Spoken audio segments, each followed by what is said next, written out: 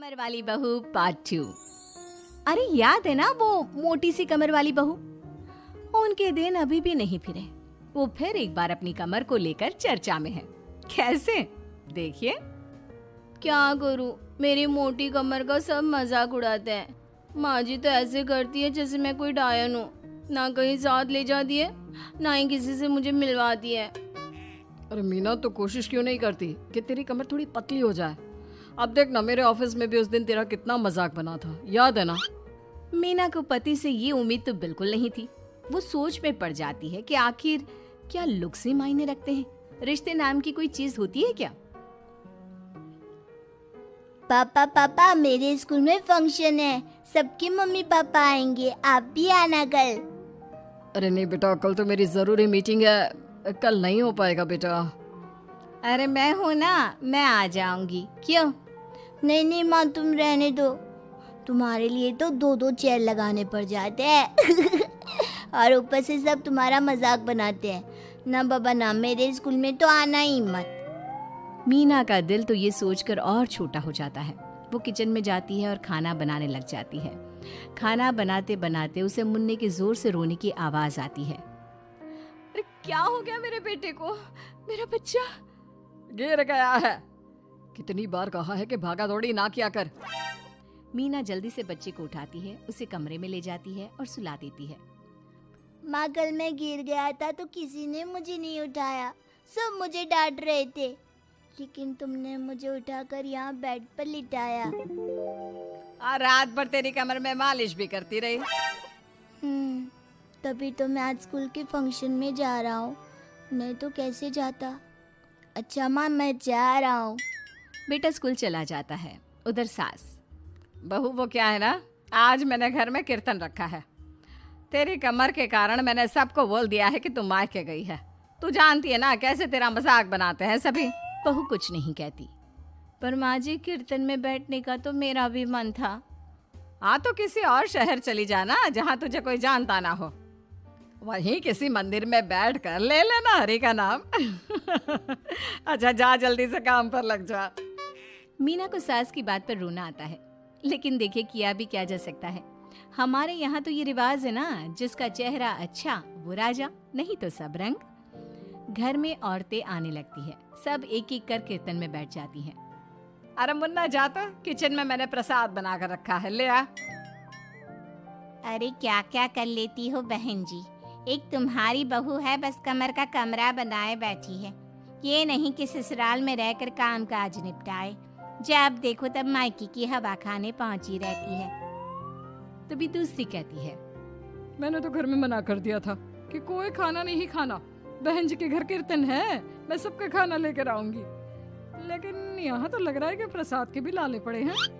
अरे कर देना पागलों वाली बात, खाना भी बना कर रखा है मैंने। अरे कमला, जा जाकर कीर्तन के बाद जो मैंने खाना बनाया है ना, सबको लगा देना अरे बहू से ज्यादा तो आपके साथ ये कमला ही रहती है। हाँ तो क्या, अब नौकरानी से करवा देती बेटे की शादी कमला किचन में जाती है, जहाँ बेचारी मीना पसीने से तर खाना पीना और किचन के काम में लगी होती है। कैसी हो भाभी, ऐसी सास के साथ कैसे गुजारा कर रही हो? पता है बाहर कह रही है कि सारा खाना और प्रसाद उन्होंने बनाए हैं। अरे कोई बात नहीं ना कमला, वो क्या है ना, मेरी कमर मोटी है, इसलिए वो मुझे किसी के सामने नहीं ले जा सकती हैं। अरे तो मैं कौन सी सुस्मिता सेन हूँ, लेकिन देखो मेरी सास मुझे कितने गर्व से मिलाती है सभी से।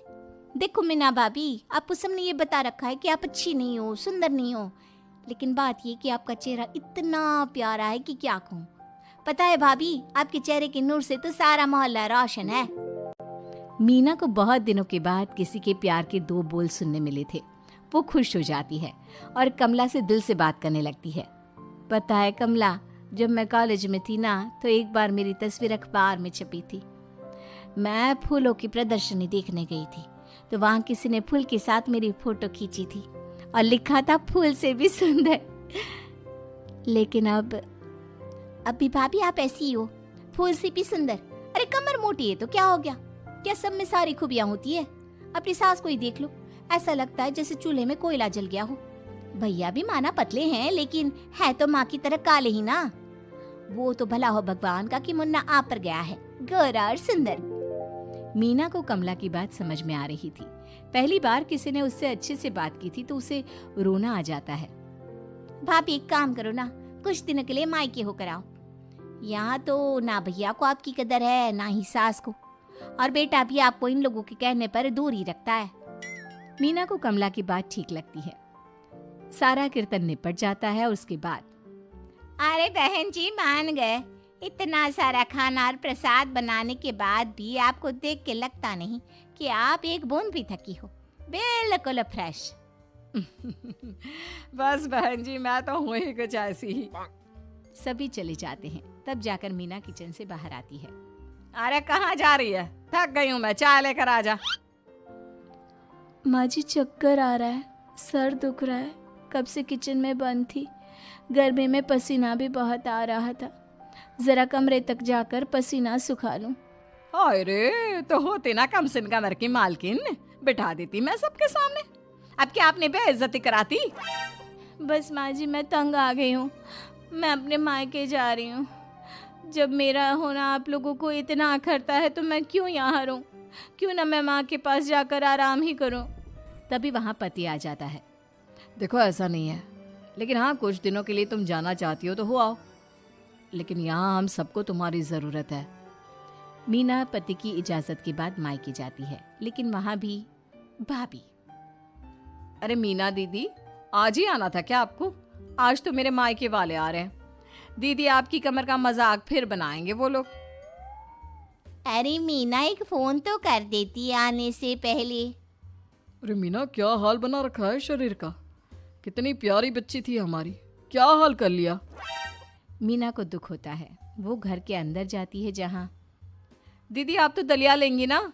सबके लिए वैसे आलू के पराठे बने हैं, मैं जानती हूँ आपके फेवरेट हैं आलू के पराठे, लेकिन अब आपका शरीर ऐसा है कि आप तो दलिया ही खाओ। मीना को समझ में नहीं आ रहा था कि ये क्या हो रहा है। हर कोई जो अपना है वो क्यों उससे ऐसा व्यवहार कर रहा है। मीना दुखी होकर पास में रहने वाली अपनी सहेली के घर जाती है। सहेली का पति बोल पड़ता है, अरे ये कौन है, कौन है ये? मुझे इसी की तो तलाश थी।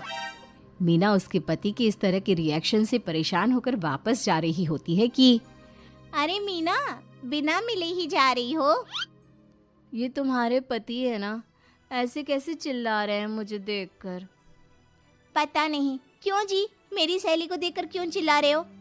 अरे रीना मेरी फिल्म की हीरोइन मिल गई, यही तो है वो लड़की, प्यारी सी सुंदर सी मोटी कमर वाली। अरे हाँ, मीना तो बिल्कुल उस लड़की जैसी है जो आपकी फिल्म की कहानी है। ये क्या बोले जा रहे हो तुम लोग? मीना मेरे पति बहुत बड़ी फिल्म की डायरेक्टर है, पता है ना तुम्हें? और मैं एक बहुत बड़ी फिल्म बना रहा हूँ शाहरुख खान के साथ। मैं चाहता हूँ कि तुम उसकी हीरोइन बनो। हाँ मीना हाँ, प्लीज ना मत कहना, और इसके लिए तुम्हें करोड़ों रुपए भी मिलेंगे।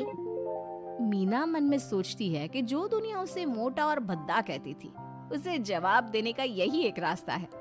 मीना फिल्म में काम करने के लिए हाँ कर देती है और फिर